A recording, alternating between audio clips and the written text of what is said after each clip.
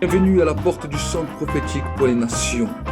L'objectif que le Seigneur nous a donné, c'est que tu puisses chercher ardemment la présence du Saint-Esprit là où tu es, que le feu de Dieu puisse se répandre abondamment sur ta vie et que la grâce de Dieu puisse se manifester. Les multitudes ne rassasieront jamais ton âme, mais la présence de Dieu fera de toi l'homme ou la femme le plus heureux de la terre. Alors cherche avec nous sa présence, cherche avec nous ardemment le Saint-Esprit, et alors tu verras combien le feu de Dieu descendra sur toi. Bonjour chers frères et sœurs. Vous allez voir à travers cette vidéo une partie de mon témoignage, comment j'ai rencontré le Christ et comment ma vie a été changée, comment ma vie a été bouleversée. Ce témoignage a touché déjà plus de centaines et de centaines de personnes. Beaucoup ont été touchés, beaucoup ont été secoués. Et je sais que dans votre vie, ça va aussi vous bouleverser. Je sais que dans votre vie, ça va aussi vous renouveler. Et vous allez découvrir à travers ce témoignage des secrets, que ce soit dans la prière, que ce soit dans la recherche de Dieu. Et vraiment, j'aimerais vraiment vous encourager à partager peut-être vos émotions, vos commentaires sur cette vidéo, afin que nous puissions glorifier Dieu. Aussi ce que vous avez pu expérimenter, que ce soit des guérisons, des miracles ou une conversion, afin que le nom de Dieu soit glorifié. Partagez-le à vos amis qui ne connaissent pas Dieu, partagez-le à vos connaissances, à vos collègues de travail. Et je sais que plusieurs vont encore être touchés, plusieurs vont en être encore impactés. Alors vraiment mes amis, que Dieu vraiment vous bénisse et bonne écoute. Écoutez jusqu'au bout et que Dieu vraiment vous transforme et vous renouvelle. Je suis le prophète Walid, que Dieu vous bénisse. Bye bye.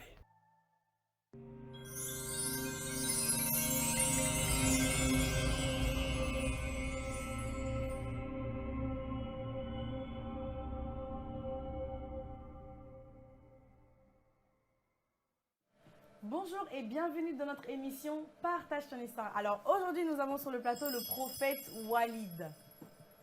Bonjour prophète. Bonjour. Ça va? Oui, ça va et vous? Bien, tout s'est bien passé, tout se passe bien pour toi? Oui, ça se passe bien par la grâce de Dieu.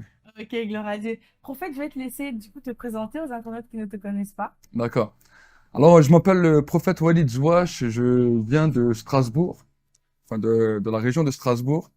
Et je suis pasteur aussi de l'église Centre Mondial de Réveil, que vous pouvez retrouver sur la chaîne YouTube, hashtag CMR-TV. Voilà. Amen. Ok, merci beaucoup. Écoute prophète, on a vu que comme titre de l'islam à Christ. Alors waouh, c'est un témoignage vraiment formidable. Du Amen. coup, dis-nous un peu comment tout ça a commencé, comment ça s'est passé pour ton témoignage. Donc voilà, comment tout ça a commencé? Ben, je suis déjà né d'un père algérien, d'une mère française. Donc j'avais une double culture, né en France. Et dans ma famille, ben, c'était partagé parce il y avait déjà eu des personnes qui ont été converties, d'autres personnes étaient musulmanes. Mhm. Et arrivé vers 17 ans, c'est vraiment là où, au début, beaucoup de choses se mettaient dans ma tête. Et on m'avait parlé de l'évangile, on m'avait parlé de l'islam. Et à 17 ans, j'ai décidé de moi-même de dire non, voilà, je deviens musulman parce que c'était ce qui semblait le plus plausible Ouais. au niveau de mon intelligence. De mon intelligence. Et j'ai commencé mon parcours en essayant de faire tant bien que mal ce que je pouvais faire et sans réellement connaître Dieu.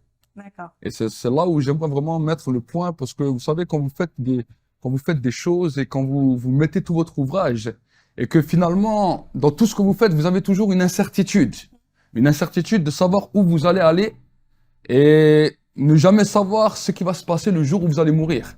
Parce que c'est ça le plus grand problème de l'être humain.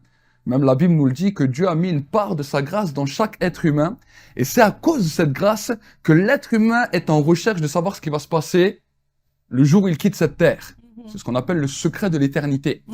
Et ce secret de l'éternité, je peux dire que dans ma vie, était fortement prononcé et c'était toujours quelque chose que j'ai recherché. j'ai recherché cela, j'ai aspiré à cela, j'ai soupiré à cela. Et vous savez, quand on me racontait des fois les histoires des prophètes, de Abraham, de tous ces hommes, j'avais toujours une fascination. Parce que me dire, waouh, pouvoir connaître Dieu comme ça, c'était quelque chose d'extraordinaire. Ouais. Et moi-même, alors que je continuais ma quête dans ma vie, bien que j'étais musulman, je ne pouvais pas dire que je connaissais Dieu, je connaissais certaines choses que je devais faire ou pas faire, des choses halal, des choses haram, des choses bonnes, des choses mauvaises, sans réellement être rassasié de ma faim, sans être rassasié de ma faim et sans réellement connaître celui qui a créé toutes choses.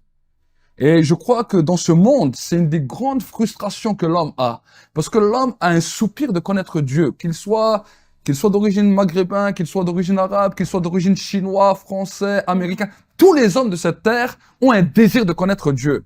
Mais nous voyons parallèlement à cela que les hommes, malgré leur recherche, malgré leur amour, ils ont une grande frustration en eux parce qu'ils ne connaissent pas Dieu. Et dans cette quête, dans cette recherche, j'ai vraiment continué à m'accrocher tant bien que mal, parce que vous savez, on est dans un corps d'homme, et dans un corps d'homme, même si on essaye de faire le bien, on voit qu'on fait souvent le mal. Fait le mal. Et même si on essaye de se conformer à se dire non, je vais faire les choses bien, je vais être une bonne personne, je vais faire... J'aimerais vous dire que c'est impossible. Sans l'aide du Saint-Esprit, c'est impossible. J'ai essayé par moi-même, et en essayant par moi-même, je suis souvent tombé face à moi-même, face à ma propre personne, et j'ai pu voir que en étant moi-même, je faisais des fois des choses que je n'aimais pas faire, et dans lesquelles je me retrouvais des fois dans la violence, des fois je me retrouvais dans des mauvaises histoires. Et Jeune à ce moment-là. voilà, j'étais jeune, j'avais 18, 19 ans. Bien sûr, toutes les choses de la vie s'ouvraient Ouais. aussi à moi. On découvrait beaucoup de choses, surtout ici en Europe. On Oui. découvrait beaucoup de choses, des choses bonnes, des choses mauvaises. Oui. Et essayer de trouver un équilibre dans tout ça, c'est réellement difficile si vous connaissez pas Dieu. Et jusqu'à l'âge de 21 ans, ma vie était un petit peu vacillante. Vacillante, tantôt certaines choses qui étaient bonnes, mais aussi tantôt des choses qui étaient vraiment mauvaises, dans lesquelles à un moment aussi j'ai un petit peu sombré dans la délinquance. Et C'est-à-dire la délinquance. la délinquance, j'étais quelqu'un qui aimait bien me battre, j'étais un bagarreur. D'accord. J'avais une petite aussi équipe avec moi. Vous allez frapper les gens. Non seulement on frappait les gens, mais des fois on faisait aussi des choses. Ouais. On allait casser les voitures. Ah là là là là. On faisait aussi un petit peu de trafic de ferraille. On faisait toutes sortes de choses pour essayer de rapporter de l'argent. Ouais. Et tout en essayant des fois d'être droit, mais les choses qui se présentaient devant nous faisaient qu'on grandissait dans une vie où des fois les chemins qu'on prenait n'étaient pas forcément bons. Et je crois que beaucoup de jeunes peuvent se retrouver dans cela. J'avais en moi une grande haine, une grande colère. Et pour dire que cette colère était tellement grande et tellement forte que j'étais même prêt à tuer dans mon cœur. Ah ouais. J'étais réellement dans cette position où j'étais. Contre Et hein, Contre quoi? Contre qui? La haine contre qui? Contre quoi? j'avais la haine, premièrement, contre la société. J'avais la haine contre les juifs. J'avais la haine contre les chrétiens. Et cette haine me saisissait des fois de manière incontrôlée. C'est-à-dire, des fois, je pouvais être dans une voiture, une personne passait le passage piéton, ce qui était normal, et que la voiture devait s'arrêter. Oui. Je pouvais péter un plomb et me mettre dans tous mes états. Ah ouais? Ah oui. Je marchais dans la rue, des fois, je voyais une bande de jeunes, vu que j'étais bagarreur, ben, je pouvais tous les insulter en même temps et sauter dedans. Oh là là! Dans la ville où je vivais, beaucoup de gens, la plupart des gens me connaissaient. Et je sais que c'était des possessions démoniaques parce qu'à un moment donné, des fois, quand il m'arrivait même des fois de boire, je pouvais me battre, mais contre beaucoup de personnes. Et T'avais je une pouvais force faire, surnaturelle, hein. voilà, et je me souviens d'un jour, une personne qui m'a tapé, qui m'avait vraiment fait un œil au coca, pour prendre une parenthèse. Et j'étais tellement fâché, je suis rentré chez moi, j'ai pris une hache et je l'ai coursé dans la ville, quoi. Wouah! Donc c'était un petit peu le genre de personnage que j'étais, quoi, D'accord, je vois. Eh ben, dis donc. avant ma conversion. Oui. Et C'était jusqu'à l'âge de 20 ans, mais malgré cela, j'étais mal en moi. Il y avait toujours la haine. J'avais toujours la haine et je n'arrivais pas à rassasier. Et je me disais toujours, la chose que je me disais toujours, c'est vrai que Dieu m'a fait la grâce de ne pas rentrer en prison. Mais je le disais à tous ceux qui me connaissaient, tous ceux qui me côtoyaient, je dis, vous savez, je ne suis pas encore rentré en prison. Mais le jour où j'entre en prison, j'ai eu des affaires avec la justice, mais je disais toujours, le jour où j'entre en prison, le jour où je vais sortir de cette prison, vous allez même plus me reconnaître, parce qu'alors là, tous ceux que j'aime pas, je vais tous les descendre les uns derrière les autres. Oh là là. C'était la mentalité que j'avais, c'était la mentalité que je nourrissais en moi. Mais malgré cela, j'avais quand même une soif de Dieu. Et avec mon équipe, on avait planifié toutes sortes de choses dans lesquelles aujourd'hui, je ne serais pas fier. Mais je leur disais toujours, attendez encore un petit peu, parce que je regardais des fois les êtres humains, des fois je m'asseyais sur un banc pendant des heures et je regardais les hommes. Et je me suis dit, mais si la vie de l'homme, c'est simplement aller au travail, manger, dormir, rentrer et attendre que tu vieillisses et après arriver à la retraite et attendre de mourir, j'ai dit, pour moi, cette vie ne sert à rien. J'ai dit, mais si par contre, il y a quelque chose qu'on peut expérimenter peut-être avec Dieu ou avec le surnaturel, j'aimerais rencontrer ça. Et c'était en fait mon attente, mon soupir. Oui. Et en 2004, alors que j'avais 21 ans, et que vous savez, quand vous avez 21 ans et que vous menez une partie de votre vie comme ça, c'est des fois difficile, parce que je me souviens un jour que j'étais tellement mal à l'intérieur. Je suis rentré un jour du travail en vélo, et je suis arrivé à un carrefour, et là, les voitures me passaient à droite et à gauche, et là, il y avait un feu rouge, le feu, il devenait rouge. Et j'ai dit, maintenant, je vais faire un essai. Un essai? Je vais voir si c'est mon heure de mourir. Oh là là là. Et j'ai commencé à prendre mon vélo et à accélérer, alors que le feu était rouge et les voitures passaient comme ça.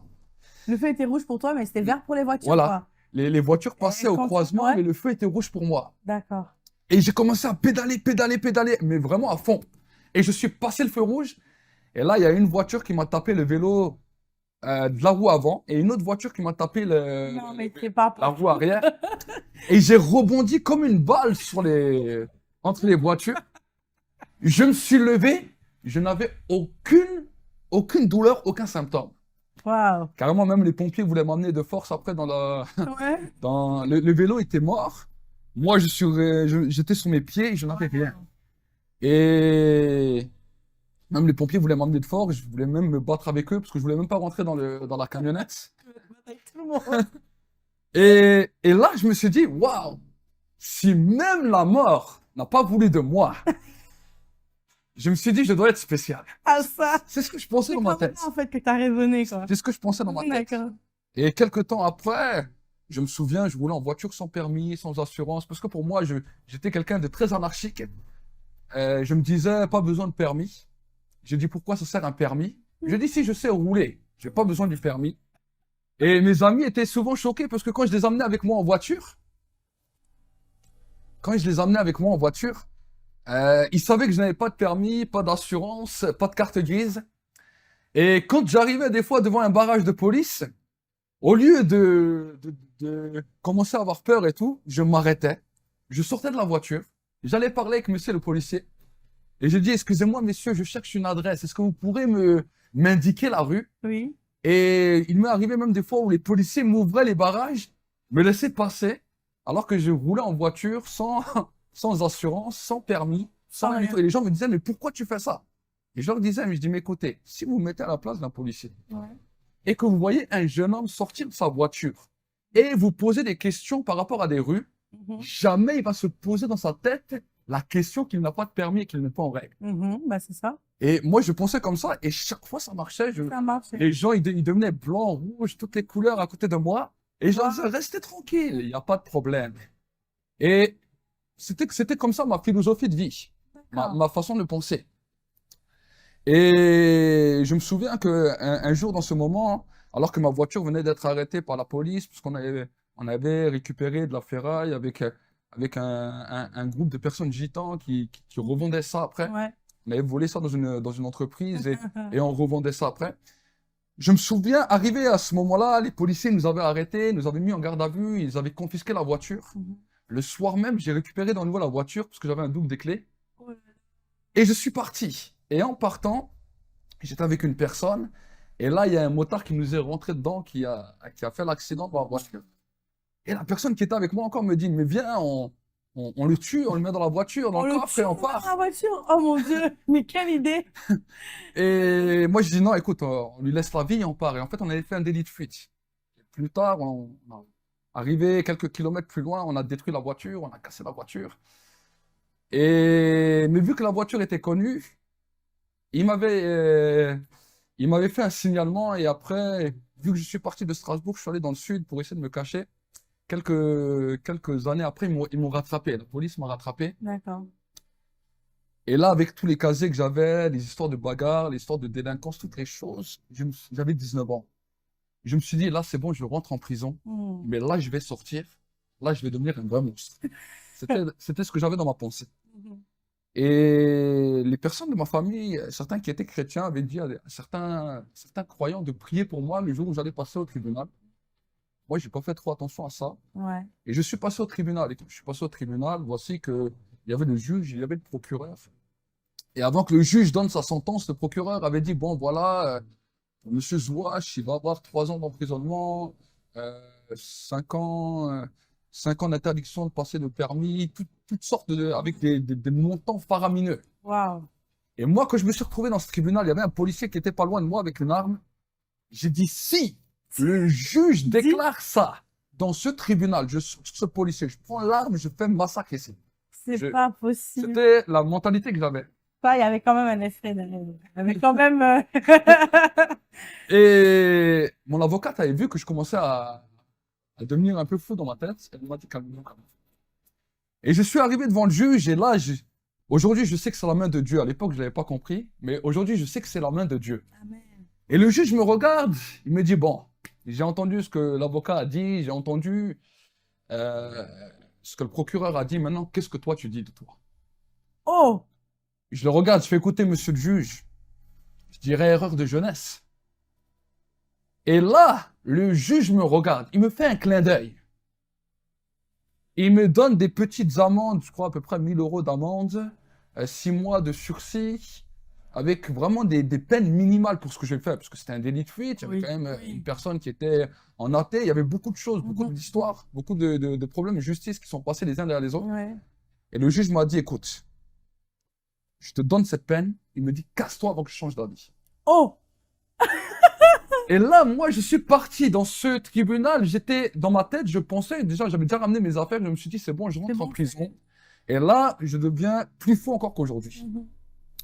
Et là, je suis sorti. J'étais resté choqué. Je me suis dit, mais alors maintenant, je sais vraiment plus quoi faire de ma vie. Ouais. Moi, ma vie, c'était la prison. Bah oui. C'était vraiment En fait, rentrer. En fait, le diable avait réussi à te projeter dans ce plan. En fait, il avait Voilà, réussi à te faire accepter son plan comme quoi Voilà, tu c'est vas en prison. Voilà, c'est ça. Waouh. Et quand je suis sorti de là, je me suis dit, bon, voilà, maintenant, j'ai pendant tout un temps plongé ma vie dans la prière, dans l'islam, pendant tout un temps ma vie dans la délinquance. Et là, je me suis dit, bon, peut-être que tout ce que je me suis dit, il n'y a rien qui existe. Peut-être, je me suis dit, il n'y a peut-être même pas de Dieu. T'as tout remis en question. Il y a peut-être tout ce qu'on m'a raconté, c'était peut-être des histoires. C'est comme ça que je pensais. Et je dis, bon, maintenant, alors, je vais peut-être vivre ma vie à fond, je vais avoir un travail, gagner de l'argent, sortir en discothèque, faire toutes les choses comme les jeunes font. Comme les gens normaux. Voilà. Et quand j'ai commencé à prendre cette voie, et c'est pour ça que je vous dis à tous, vous savez, des fois, il y a des gens qui vont dire, ouais, moi, je crois pas en Dieu, moi, j'ai pas envie de croire en Dieu. C'est normal, vous avez peut-être vécu des échecs, vous avez peut-être vécu des moments difficiles, vous avez vécu peut-être des déceptions, et la vie ramène des déceptions. Et le diable va toujours vous ramener dans un état d'esprit où à un moment donné, vous allez penser comme ça. Mais c'est là où, le jour où vous pensez ça, que vous tombez dans un trou. Parce que moi, je croyais que j'avais tout vu dans ma vie. Parce que quand j'étais recherché par la police, à un moment, je me suis même retrouvé dans la rue, sans domicile. Mhm. Il y a des moments où je devais me cacher parce que j'étais un peu recherché à droite ou à gauche, à cause des histoires que j'avais eues. Et je croyais que dans ma vie, j'ai tout vu. Ouais. Et c'est là où j'ai fait cette analyse. J'ai dit, bon, voilà, le reste, c'est peut-être pour les faibles. Vous savez, des fois, les gens disent, la Oui. religion, c'est pour les faibles. Ouais, oh Dieu, c'est pour les faibles. Et j'allais adhérer et je commençais un peu à adhérer à cette mentalité. Jusqu'à que là, j'ai eu des problèmes avec les esprits. Ah. Et là, quand j'ai eu des problèmes avec le monde des esprits, ce qu'on appelle le monde des djinns en arabe, Mhm. dans lesquels j'ai eu des problèmes sérieux, dans lesquels j'ai vu les démons avec mes yeux, Waouh! dans lesquels je voulais me battre avec eux. Là, je comprenais plus rien du tout.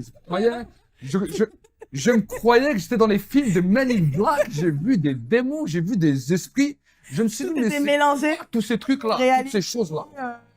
Fiction. Et là, j'ai commencé vraiment à me poser des questions. Et quand j'étais dans cette situation, j'étais prêt à demander de l'aide à n'importe qui. À n'importe qui.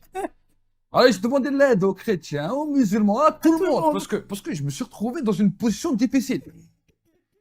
Et à mon grand étonnement, les chrétiens n'ont pas pu trop me répondre. Ouais. Moi, j'ai demandé, même à un pasteur, il n'a pas pu trop me répondre. Et on m'a amené chez un taleb. Un quoi? C'est un taleb, c'est comme un exorcisme musulman. Les musulmans. Ah, d'accord, ok. Là-bas, il est venu, il m'a fait boire de l'huile, il a récité des sourates pour essayer de trouver où était le problème et tout. Et à ma grande surprise, quand je suis sorti de là-bas, tous mes problèmes apparents que je voyais ont disparu ce jour-là. Oh!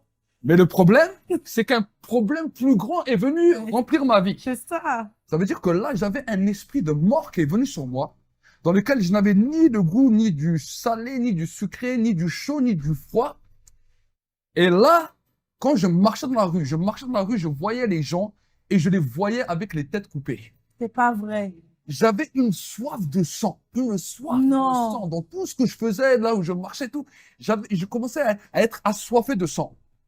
Et là, les personnes qui me connaissaient savaient que dès que si j'alliais un petit peu d'alcool ou un petit peu de cannabis, là, je devenais vraiment quelqu'un de féroce, quelqu'un de vraiment dangereux. Et le pire, c'est que quand je me battais des fois avec des personnes, c'est que même quand eux me mettaient des coups et que moi j'avais des bleus même sur mon visage, le lendemain quand je me réveillais, mes bleus disparaissaient de mon visage et ils apparaissaient sur ceux qui m'ont tapé. C'est pas vrai.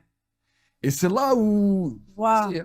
et c'est là où j'avais vraiment le désir, vraiment un désir. J'avais avec mon équipe que j'avais vraiment le désir de faire ce qu'aujourd'hui vous voyez, ce que vous avez pu voir dans les Charlie Hebdo, ce que ces jeunes ont fait comme massacre. J'avais vraiment ce désir. J'avais dit à un de mes collègues, on va peut-être dealer de la cocaïne en gros, et on va acheter des kalachnikovs, on va rentrer dans les commissariats de police, et on va commencer vraiment à tuer. Waouh. C'était dans cette position que j'étais. Et ça commençait à me nourrir, et je vous parle de ça, c'était en les années 2002. Donc, les années 2002, on n'entendait pas tout ce qu'on entend aujourd'hui. Et ça commençait à me nourrir, à me nourrir, à me nourrir. Et quand des fois, il y a des moments où j'allais bien, j'allais à la mosquée faire mes prières, j'essayais d'être fervent, mais dès que les esprits me saisissaient, c'était terrible. Je devenais méchant, je devenais féroce, agressif. Et j'avais soif de sang. Et ça, c'est terrible pour une personne d'avoir ça. Parce que quand vous marchez dans la rue, vous avez la soif du sang. C'est-à-dire que c'est comme si vous voulez boire ça. Mais c'est quelque chose de terrible. C'est comme ça qu'il y a des gens qui arrivent à tuer comme bien ça sans. Ah, bien En sûr. fait, c'est waouh. Et moi, ça m'arrivait. Et j'arrivais pas à maîtriser ça. C'est des esprits. C'était quelque chose que je n'arrivais pas à maîtriser. Jusqu'en 2004. Et vous savez, là-bas, personne ne nous aime parler. Les chrétiens n'osaient pas trop me parler. Ils me prenaient un peu pour un fou. Ils avaient des fois peur. Mais il y avait un chrétien qui, lui, chaque fois qu'il me voyait, osait quand même venir parler avec moi. Et moi, malgré tout ce qui m'arrivait, vu que c'était les musulmans qui m'avaient aidé, alors ça avait conforté en plus ma foi dans l'islam. Et là, j'étais vraiment devenu un croyant fervent de l'islam parce que je voyais que le monde des djinns, le monde des esprits, eux, ils arrivaient à m'expliquer ça. Ouais, mais pas les chrétiens. Et voilà. Donc pour moi, c'était quelque chose de normal. Et j'avais aussi un de mes oncles qui était converti et lui a prié chaque fois pour moi. Chaque fois qu'il me voyait, il priait, il demandait à certains pasteurs de jeûner même pour moi et de prier pour moi. Et quand il venait me parler, je dis, bon, écoutez, laissez-moi tranquille avec vos histoires. Et je dis, c'est bon. Et en 2004, ce frère qui osait chaque fois venir m'évangéliser, un jour, il y avait une réunion à Mulhouse avec le pasteur Mamadou Karambéry. Et ce frère me dit, écoute, il y a un ancien musulman, tu n'as qu'à venir avec moi à l'église et tu verras. Et ce jour-là, je lui ai dit oui. Ah. J'ai dit, je viens avec toi, pas de problème. Et avant de rentrer dans l'église, j'ai fumé encore un joint. Je suis rentré dans l'église. J'ai dit, au moins, ça passera mieux. J'étais assis. La réunion, le culte se passait. le prédicateur a prêché. Et la personne qui m'a amené à l'église m'a dit, bon, alors, comment ça t'a plu? Bon, écoute, c'est un message, un sermon, voilà, rien de plus. Hein. Et le frère était intelligent, parce qu'il est venu, il m'a offert une Bible. Ah, Alors j'ai pris cette Bible par respect, je suis rentré chez moi, j'ai caché la Bible. Je dis, mes amis me voient avec une Bible, ah qu'est-ce qu'ils là vont là, dire? le mécréant. Je suis rentré chez moi, j'ai posé cette Bible à côté de mon lit. Et pendant quelques jours, je voyais cette Bible qui était là et je rigolais. Et j'ai dit, mais ces chrétiens, c'est des malades. J'ai dit, moi, j'aime pas lire. Eux, ils s'amusent à lire ce gros livre. Je dis, mais ils doivent mettre au moins 10 ans pour lire ça. Parce que c'est vrai que la Bible, c'est vraiment grand. Alors, j'ai dit, je vais lire le résumé. Tout d'un coup, une pensée m'est venue et j'ai parlé. J'ai dit, je vais lire le résumé de la Bible. Comme ça, si un jour un chrétien il vient encore me casser la tête, je lui raconte quelques histoires du résumé que j'ai lu. Il va voir que je suis pas un inculte, que j'ai des connaissances, mais il va me laisser tranquille. Mais vous savez, dans la Bible, il n'y a pas de résumé. Ah, il n'y a pas de résumé. Alors, c'était une Bible rouge, une Ésaïe 55. Et j'ai ouvert la première page. La première page, j'avais écrit la Sainte Bible. Et j'ai ouvert la deuxième page.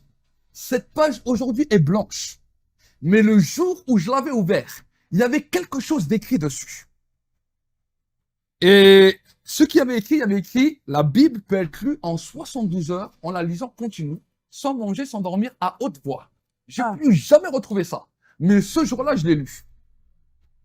Alors moi qui étais quand même quelqu'un qui était habitué aux choses que je ne comprenais pas, aux choses que j'expérimentais, que je ne comprenais pas toujours, ça me dérangeait pas de voir une écriture un jour que le jour d'après, je ne retrouvais plus.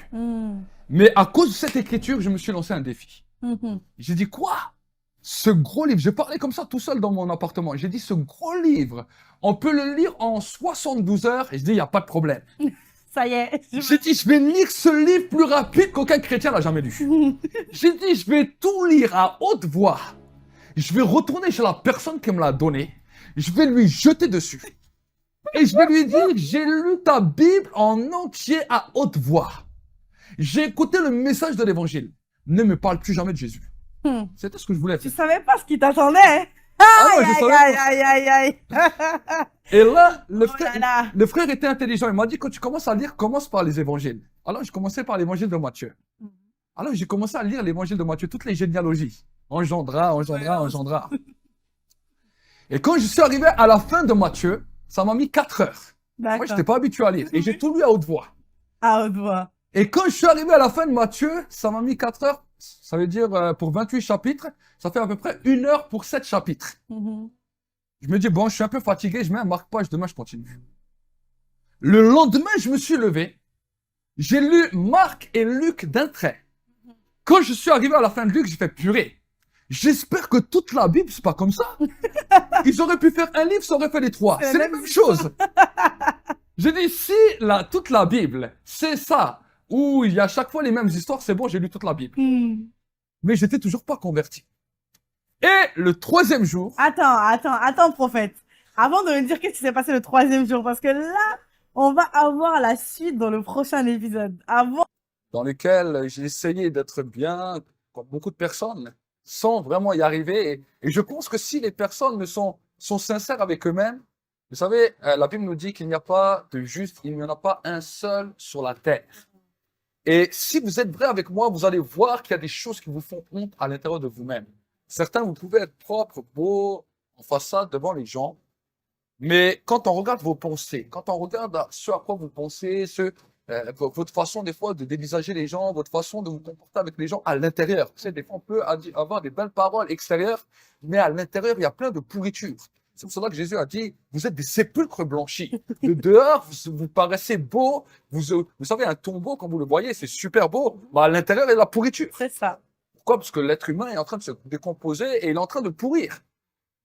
Et bien souvent, nous sommes dans des sociétés, dans des civilisations dans lesquelles les hommes sont beaux de dehors. Ils ont une belle coiffure, ils ont des beaux maquillages, des beaux habits. Et même certaines personnes, quand tu vois, ils disent « Ah, c'est une belle femme », l'autre « Ah, c'est un bel homme ». Mais vous connaissez pas l'intérieur. Voilà pourquoi la Bible nous dit « L'homme regarde à l'apparence, mais Dieu sonde et regarde les cœurs ». Amen. Et quand nous regardons à l'apparence des cœurs, moi, vous savez, je suis quelqu'un qui aime être vrai. Et même si des fois les gens me disaient, non, voilà, quand j'étais jeune homme, quand j'avais 17 ans, ils me disaient, non, bon, t'es un bon jeune homme, t'es ceci. Je savais à l'intérieur de moi qu'il y avait une méchanceté qui était là. Mhm. Je savais à l'intérieur de moi qu'il y a des choses qui étaient pas claires. Et quand on me disait ça, des fois, ça me dérangeait. Mhm. Ça me dérangeait parce que je me connaissais. Mhm. Et je me disais, bon, les gens ils me disent ça parce qu'ils me connaissent pas vraiment. Mais s'ils me connaîtraient vraiment comme je me vois moi, je sais qu'ils ne m'aimeraient pas. Et cette position de mon être intérieur, je la voyais dès mon enfance. Et en plus, quand je me suis converti, ça s'est amplifié. Quand tu es converti à l'islam? Converti à l'islam, mais non, quand je me suis même converti à Dieu. D'accord, J'ai d'accord. pu voir vraiment mes défauts et c'est là où j'ai pu travailler avec le Saint-Esprit, Mhm. dans lequel j'ai essayé d'être moi-même. J'ai essayé d'être vrai. Et j'ai pu voir que quand des fois Dieu il dit des fois des choses dans sa parole, il y a certaines choses que c'est difficile pour l'homme de pratiquer normalement si on n'a pas le Saint-Esprit. Et c'est là où des fois je parle aussi aux croyants et je leur dis, soyez réellement des témoins. Qu'est-ce que ça veut dire être un témoin? Ça veut dire d'être vrai, non seulement extérieur, mais être vrai à l'intérieur.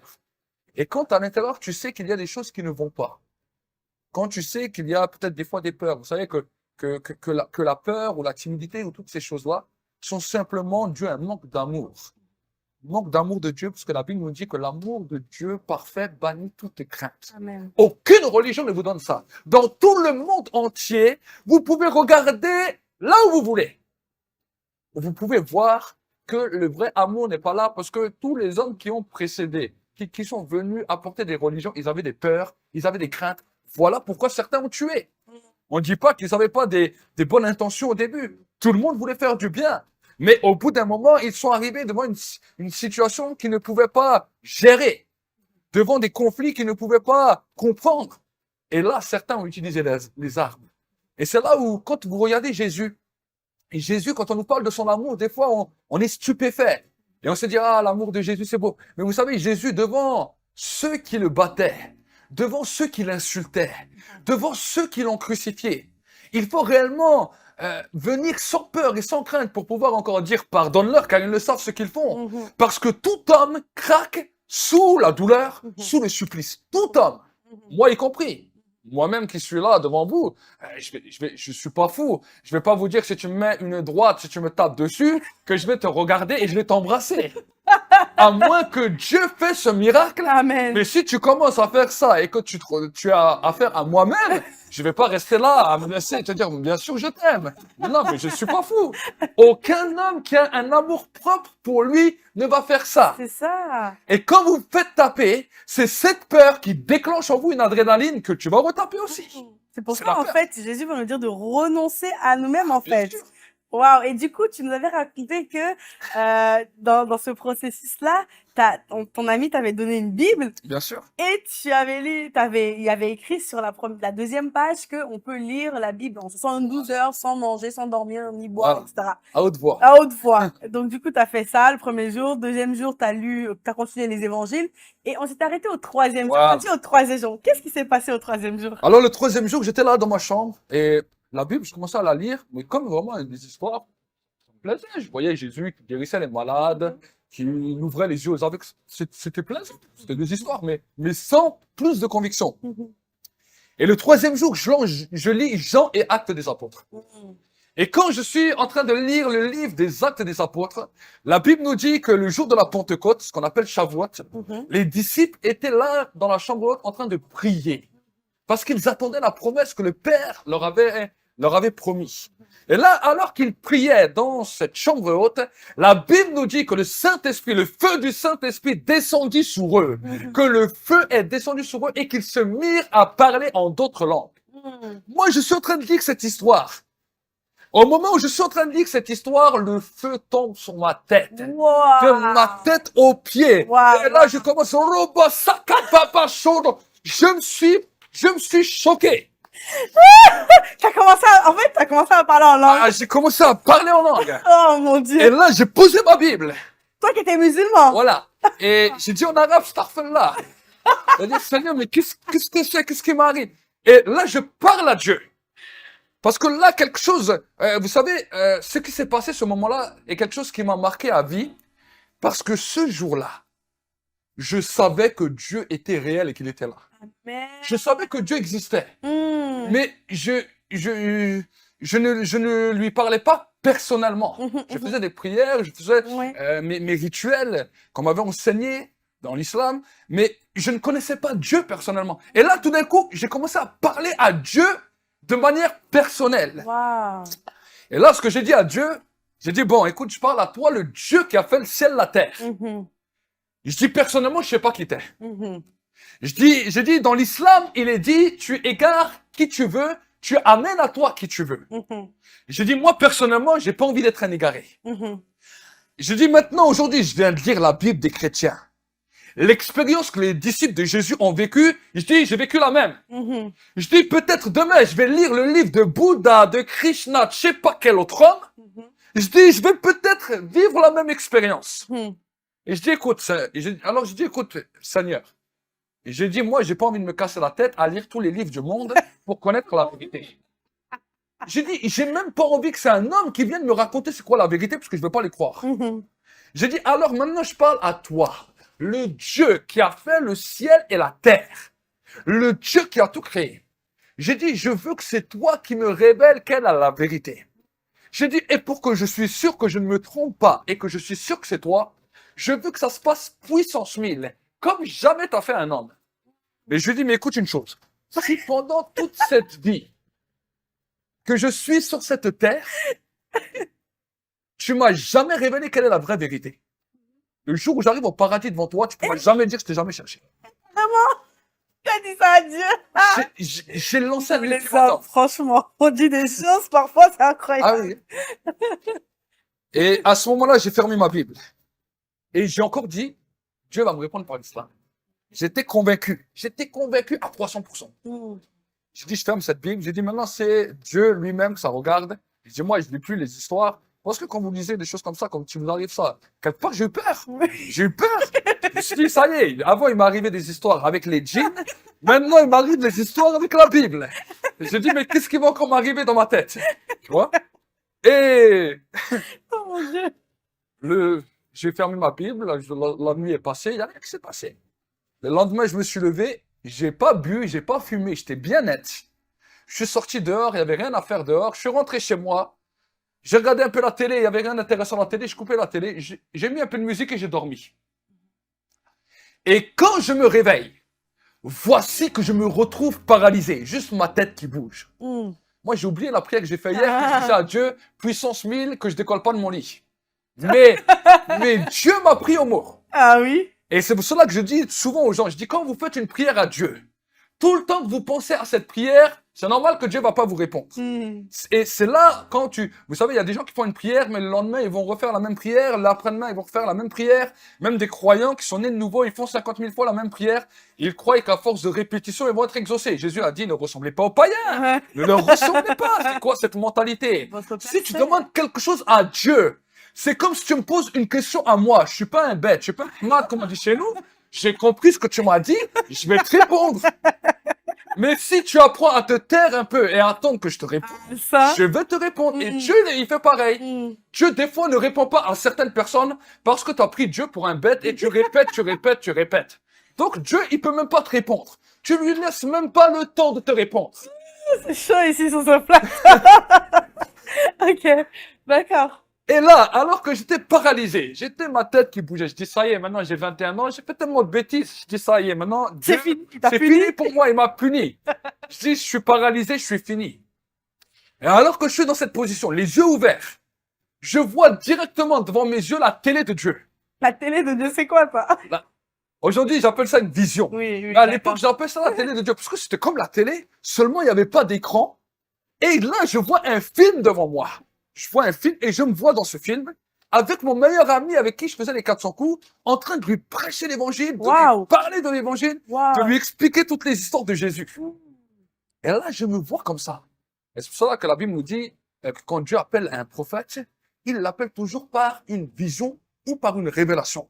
C'est de là aussi que le ministère est sorti. D'accord.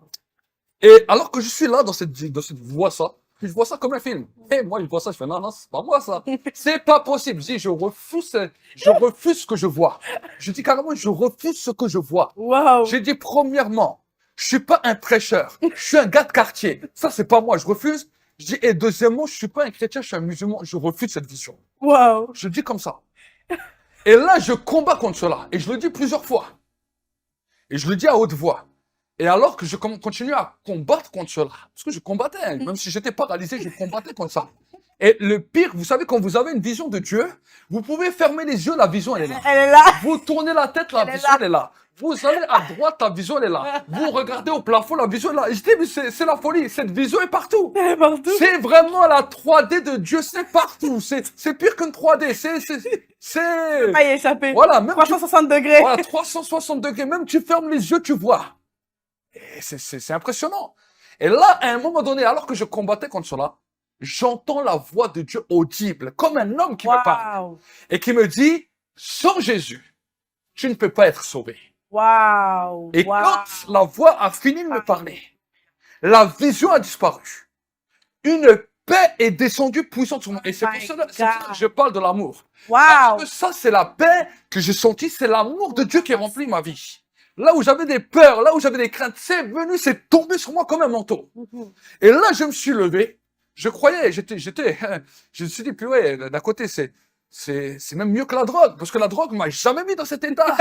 Quand vous fumez un joint, ça vous met jamais comme ça vous stone, ça vous stone, ça vous rend les membres comme ça. Ouais. Mais jamais j'ai senti ça.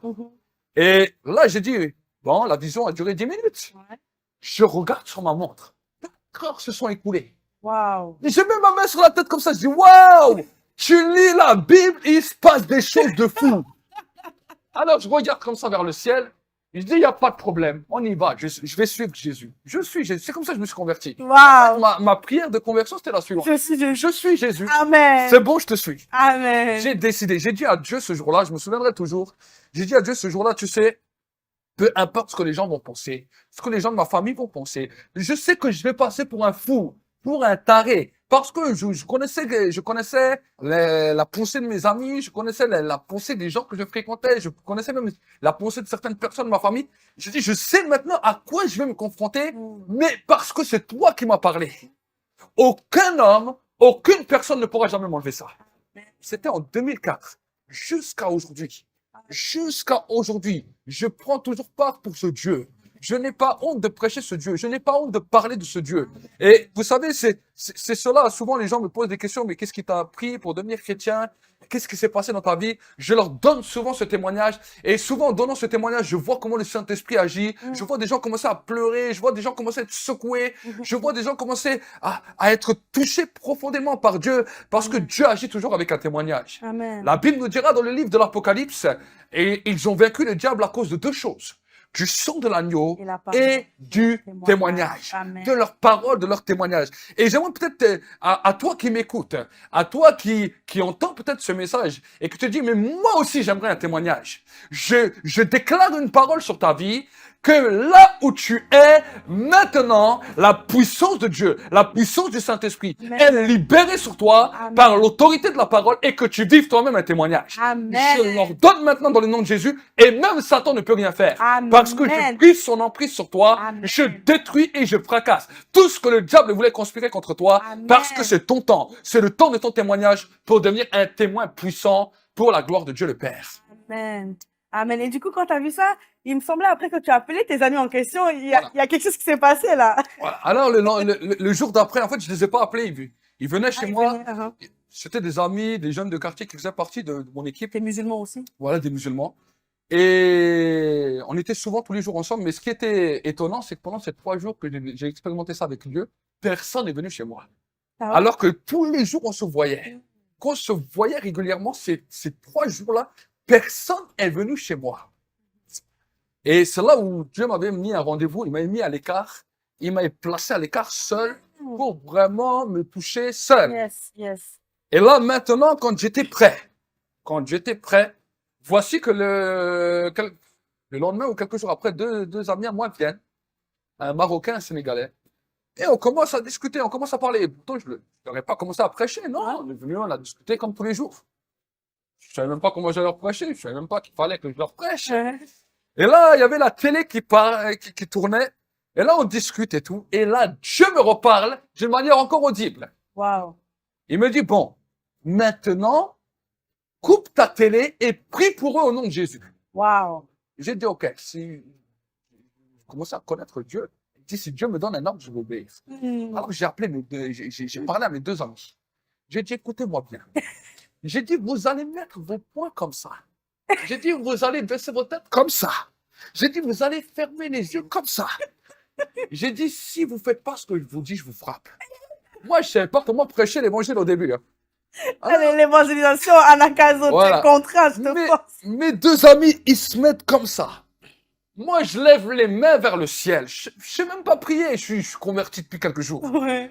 Je dis merci Jésus. Tu bénis Abdoulaye et Abdel Emin. Mon ami sénégalais, il s'est levé, il est parti en courant de chez moi. Il a dit, ouais, il est devenu fou, il prie Jésus. Et l'autre, il commence non, et l'autre, il est choqué. Il me regarde, il est choqué. Il me dit,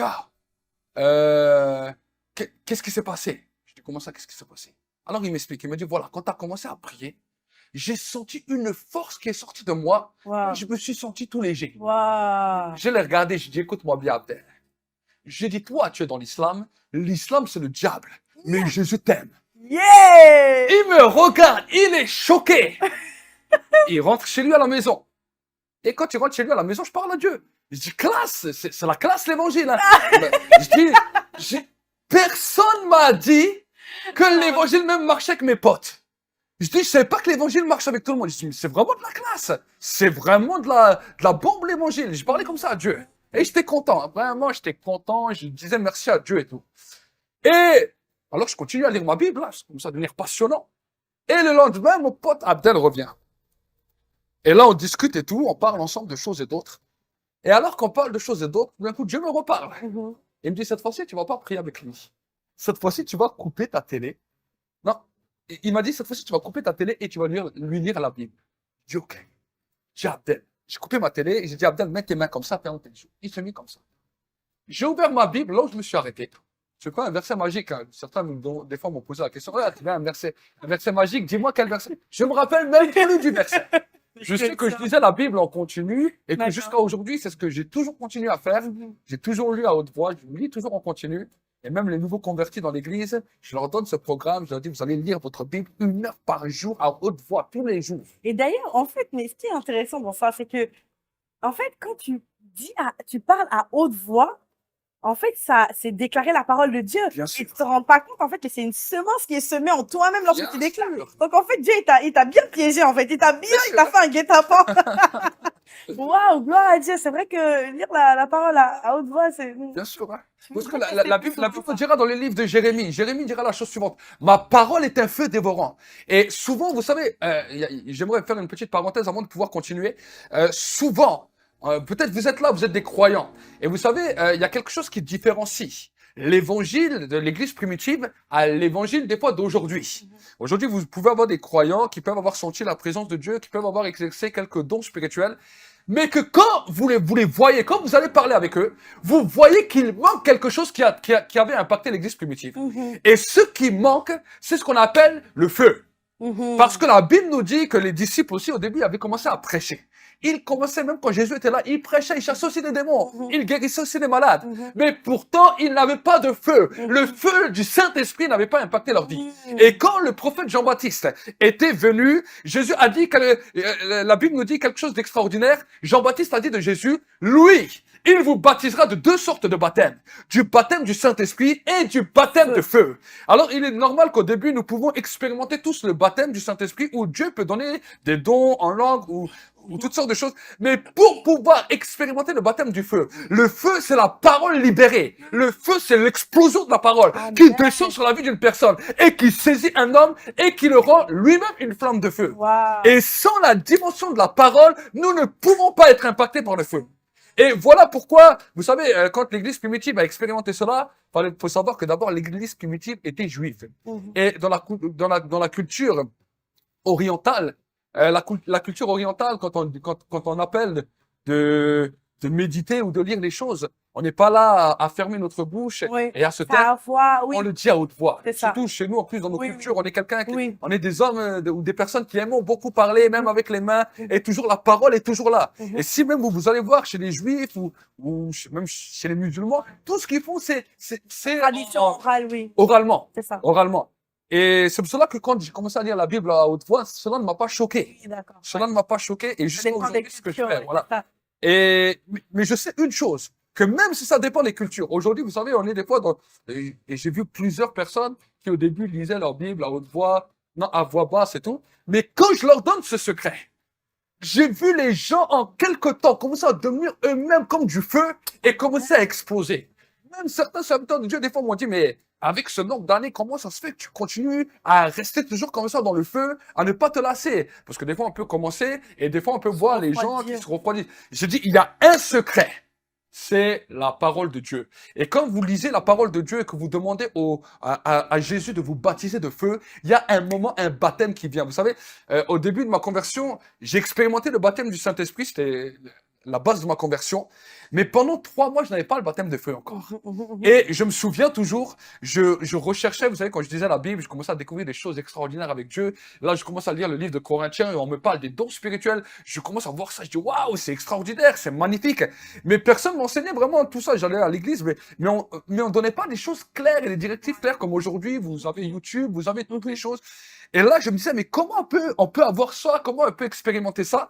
Et l'apôtre Paul dira la chose suivante, aspirer aux dons les meilleurs, et après il nous dira la prophétie, la parole de connaissance, la parole de sagesse. Et moi, j'ai pris cette Bible, j'ai dit, ok, faut aspirer. J'ai dit, y a pas de problème, moi je vais les aspirer les dons. Hein. J'ai pris ma Bible comme ça. J'ai dit, bon, Seigneur, tu as dit dans la Bible qu'il faut aspirer les dons.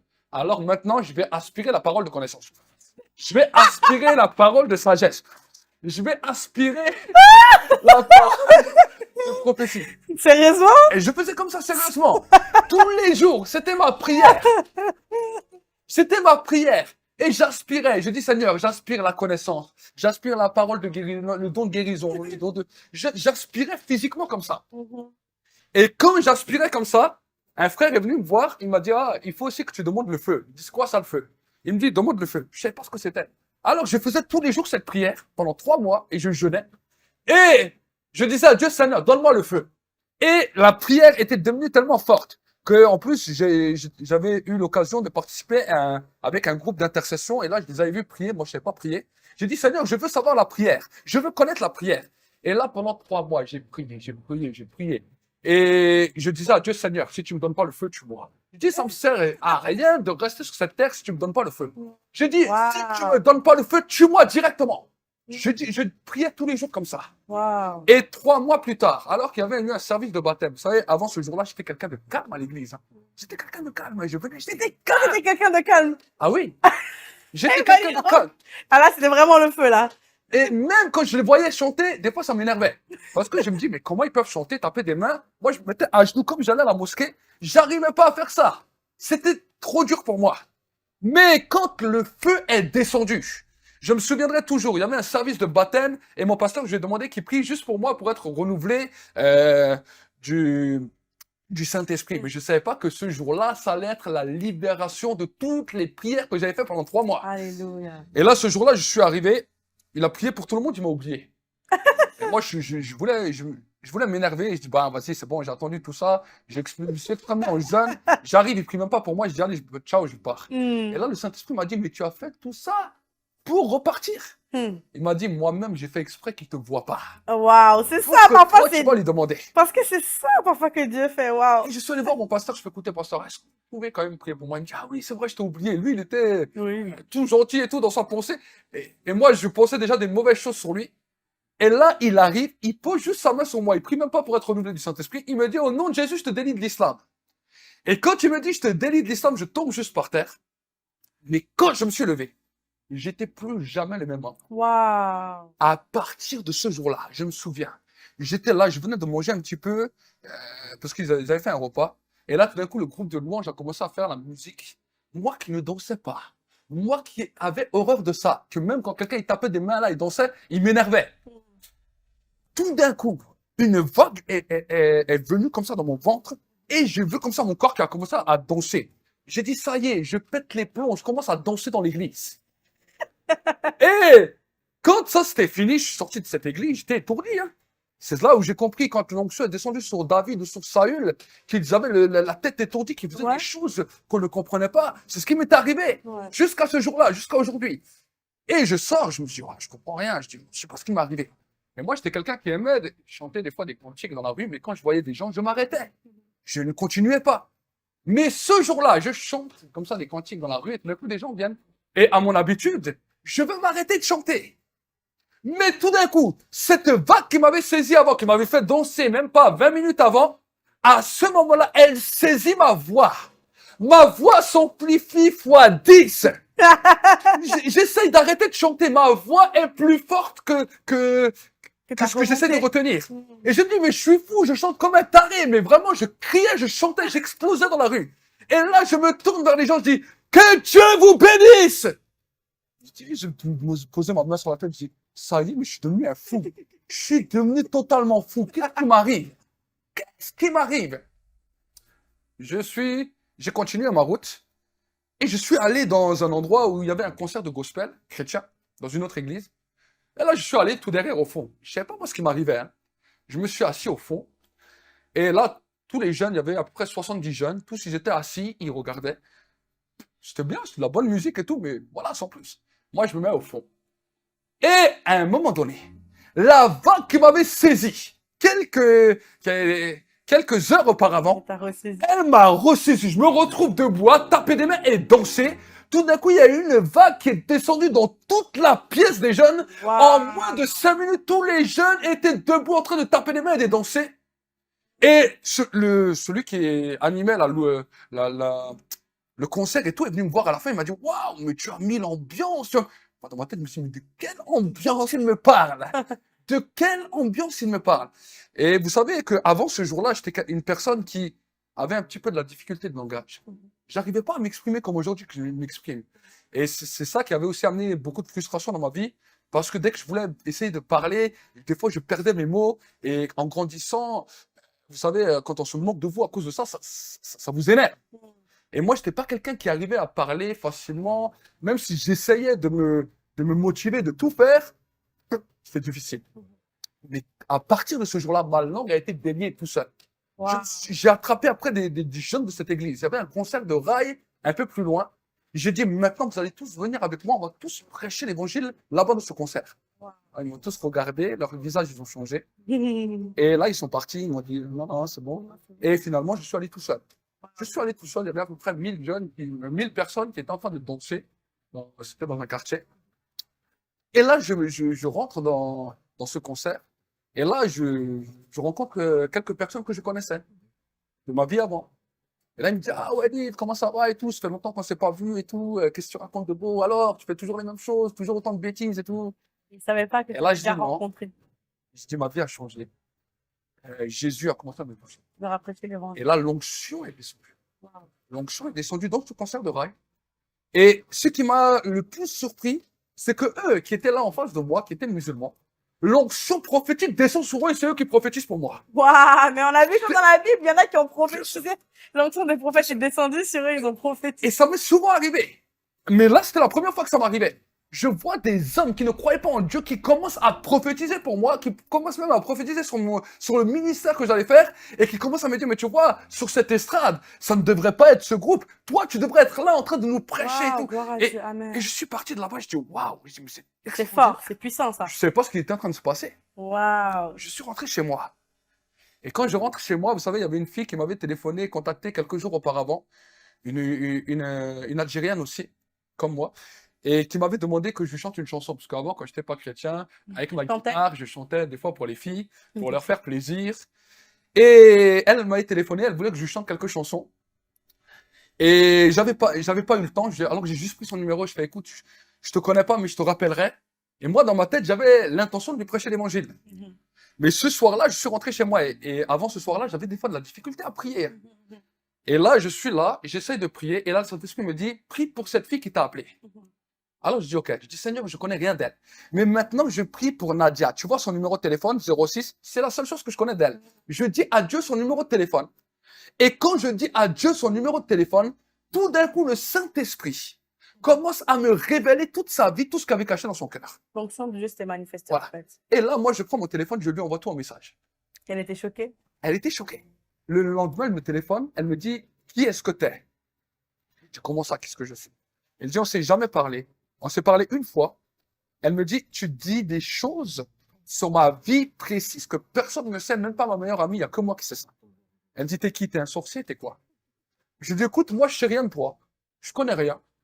Je dis, c'est pas moi qui ai révélé tout ça. Mais par contre, il y a à côté de moi une personne qui m'a tout raconté sur toi. Alors elle est là au téléphone, elle dit, arrête! Mais qui est à côté de toi et qui t'a raconté ça? Je dis, ok. Tu veux que je te dise qui est à côté de moi et qui m'a raconté ça? Je dis, la personne qui est à côté de moi, qui m'a raconté tout sur toi, elle s'appelle Jésus-Christ. Waouh. Alors elle me dit, mais je comprends rien. Elle me dit, qu'est-ce que c'est que cette histoire de fou? Elle me dit, je téléphone à un Algérien qui me raconte toute ma vie, comme moi, des choses que personne ne sait. Et quand je lui demande c'est qui, il me dit c'est Jésus-Christ. Elle me dit, je comprends rien, qu'est-ce que tu me racontes? J'écoute. Elle s'appelle Nadia. Je dis, écoute Nadia, reste tranquille, je vais t'expliquer. J'ai commencé à lui parler mon témoignage comme je vous ai parlé. Et à la fin, alors que j'ai fini de parler avec elle, je lui dis, écoute, demain il y a une réunion à l'église, on se verra à l'église. Je lui dis direct, je lui ai même pas dit, oh, si tu veux, je t'invite à l'église. Aussi? Elle était musulmane. Waouh. Je lui dis, on se verra demain à l'église. Elle me dit, jamais de la vie j'irai dans une église. Je fais, écoute-moi bien.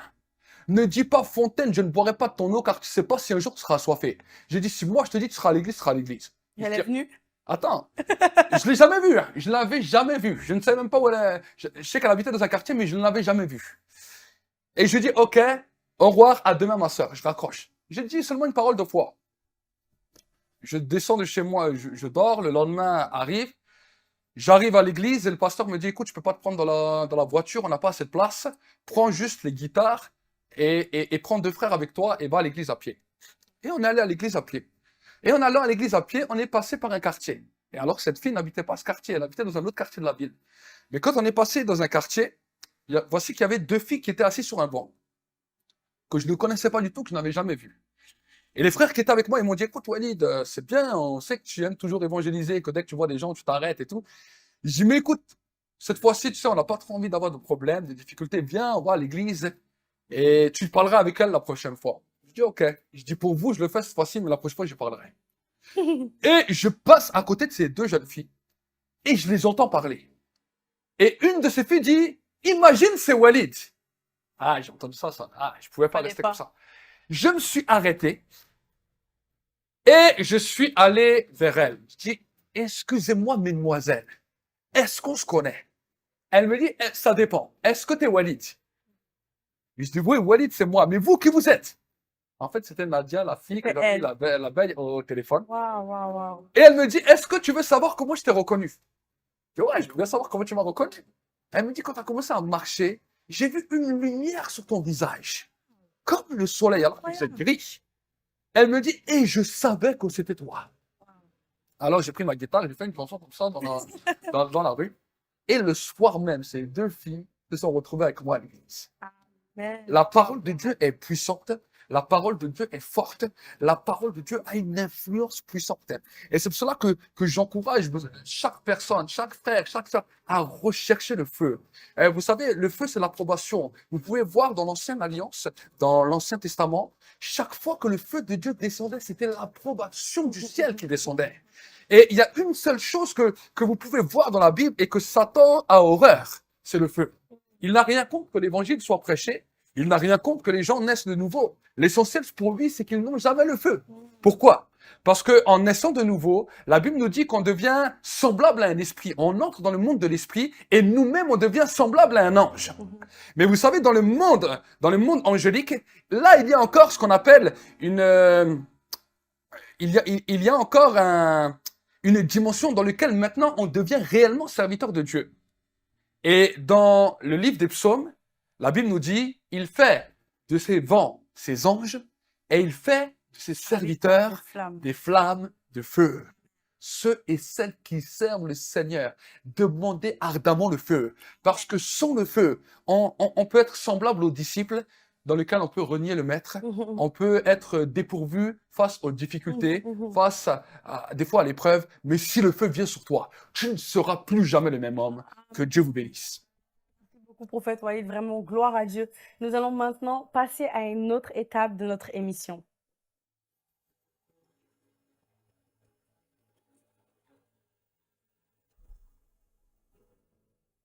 Merci pour ce témoignage qui était vraiment puissant. Moi-même, j'ai été vraiment édifiée, j'ai appris beaucoup de choses.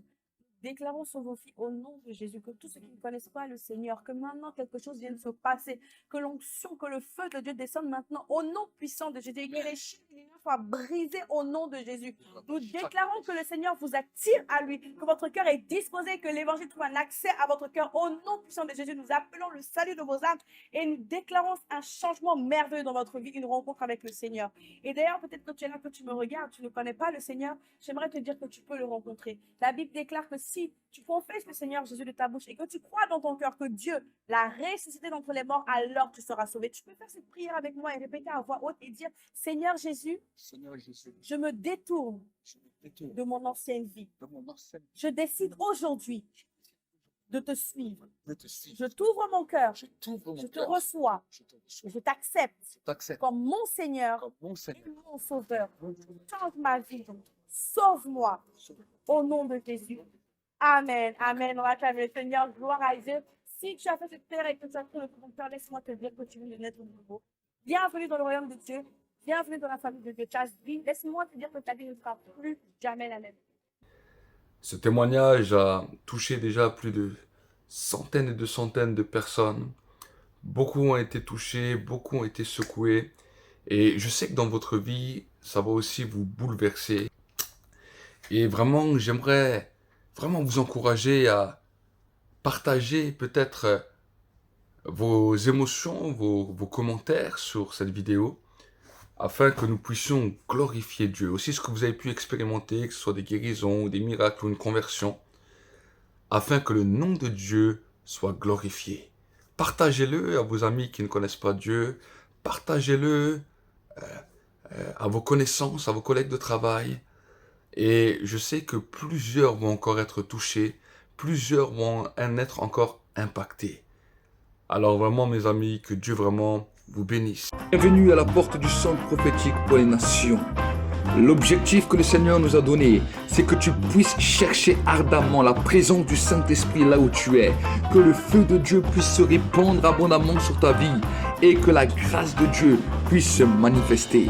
Les multitudes ne rassasieront jamais ton âme, mais la présence de Dieu fera de toi l'homme ou la femme le plus heureux de la terre. Alors cherche avec nous sa présence, cherche avec nous ardemment le Saint-Esprit, et alors tu verras combien le feu de Dieu descendra sur toi.